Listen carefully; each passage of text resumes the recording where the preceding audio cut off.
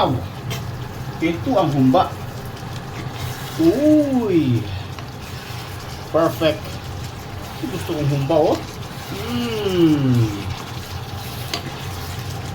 Yan guys, ang ating finished product sa ating humba.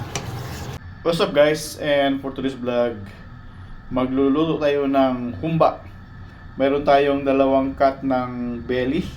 Ito yung gagawin nating humba recipe. So, tara guys, samahan nyo kong magluto ng humba Bisaya. Let's go!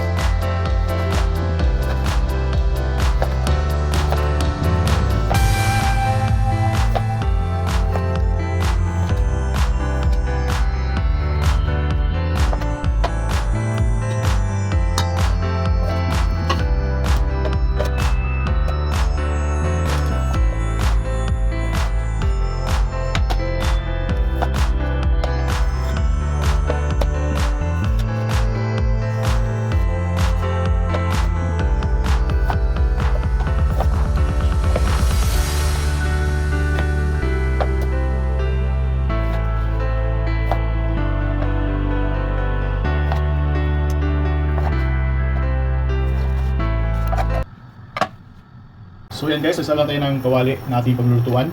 So yung first step ng pagluluto ng humba guys, ipapalabas muna natin yung kanyang mantika. Kung sa Bisaya pa, ipapakupsan muna natin to. Yan, papulahin natin siya, palalabas natin yung kanyang mantika. So wala tayong oil na nilalagay dyan. Yan, hintayin natin lumabas yung kanyang oil. Then maglagay lang tayo dyan ng asin.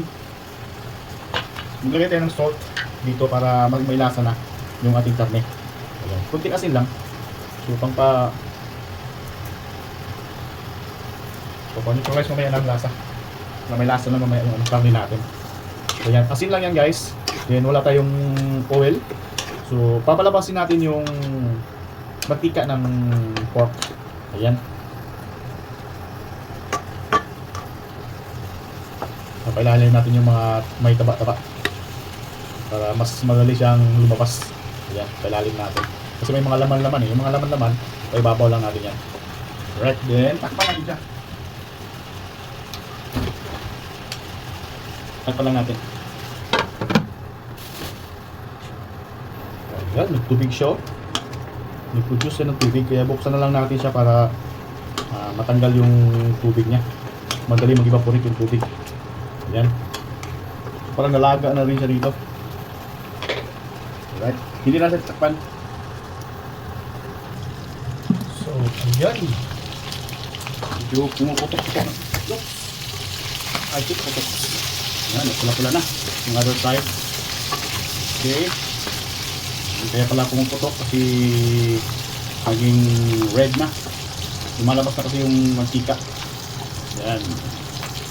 Kaya pumuputok-putok. Hayaan lang natin ang apoy yan.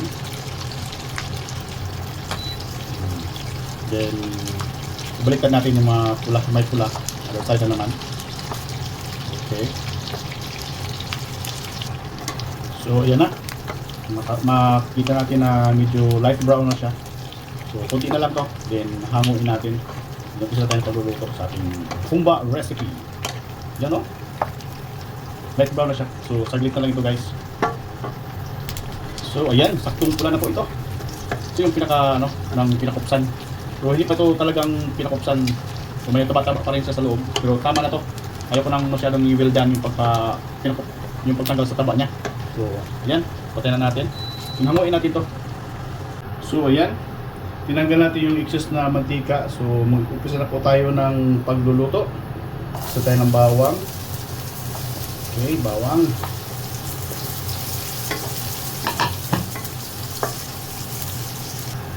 So, yan, golden brown yung bawang natin. Ihalo natin yung ating sibuyas at luya.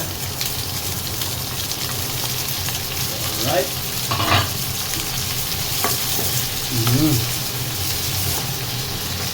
Palalabasin mo natin yung aroma ng ating sibuyas at luya.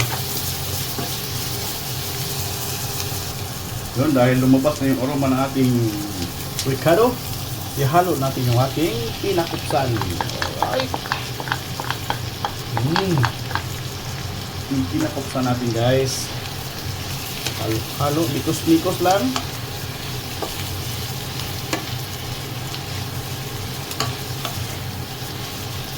Okay.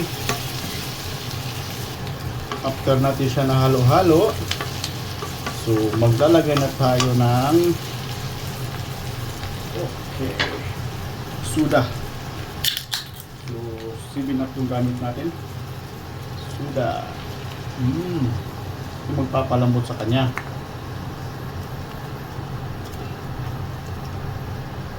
And then maglalagay na tayo ng soy sauce. Tapos na yung soy sauce natin. May bago naman tayo. Nabos ko lang yun. Sayang. Soy sauce.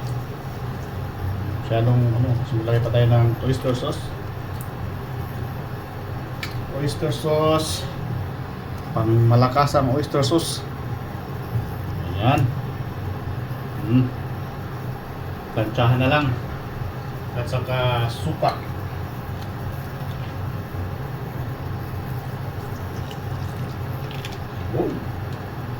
Then mekos.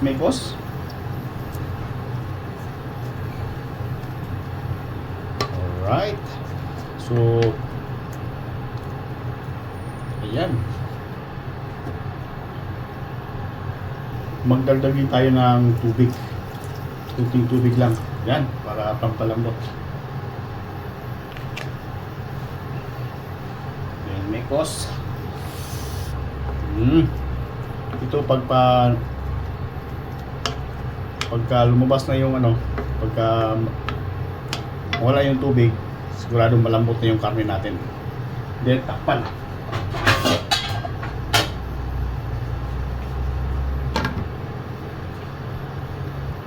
Nakalimutan pala yung dahon ng laurel at saka star anise. So, lagay tayo ng dahon ng laurel, then star anise. So, kahit 2 pirasong star anise pwede na yan. Okay, pampabango. Okay, yun, goods na yan, pwede lang. I-mix na natin saglit, then takpan. Alright.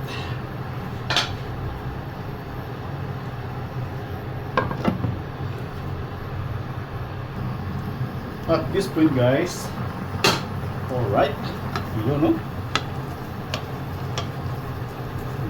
bawasan na ng tubig. So, maglagay tayo ng rock sugar, and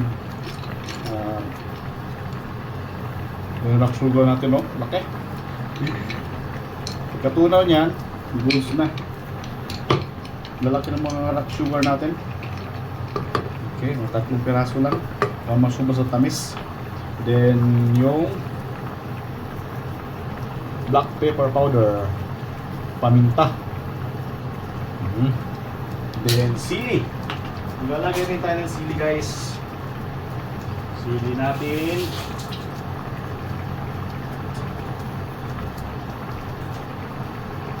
Para goods yung lasa ng ating malaki yung sili natin, guys. So hiwain ko lang yan. Yan, lagyan lang ng 3. Saktong sipa lang ng ahang. Then mekos natin saglit. Okay. Yun.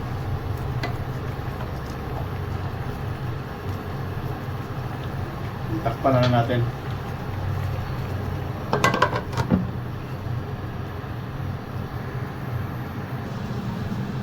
So ayan. At this moment, maglalagay na tayo ng banana blossom. Okay, banana blossom and the salty beans, black beans. Para pampasarap ng ating recipe.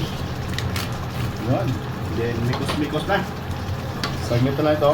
Kuntian lang yung sabaw. Okay, 10 minutes siguro to, goods na. Pag matanggal yung sabaw. Alright. Yun, makulay na yung ating humba recipe. Sarap. By JG Van version. Perfect, oh. Perfect na perfect yung humba natin, guys. Yan, saglit na lang ito. Takpan natin.